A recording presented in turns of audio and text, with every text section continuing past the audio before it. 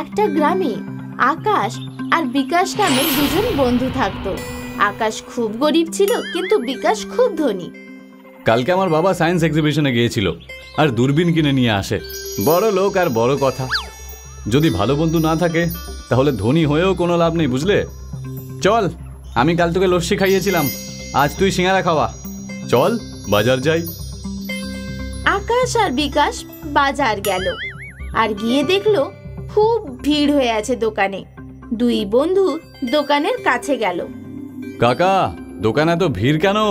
সিঙ্গারার নতুন দোকান খুলেছে, এত দারুণ সিঙ্গারা যে একবার খেলে বারবার চাইবে। দে টাকা দে, দুটো সিঙ্গারা কিনে নি। না, তুই নিজের জন্যই কিনে নে, আমার টক ঢেকুর দিচ্ছে। আকাশ নিজের জন্য একটা সিঙ্গারা কিনতে গেল।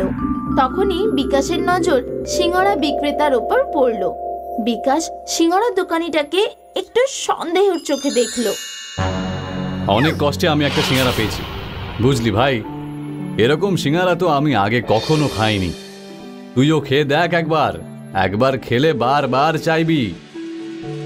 এই দোকানের নামটা দেখে নি, কাল আবার এখানে আসবো।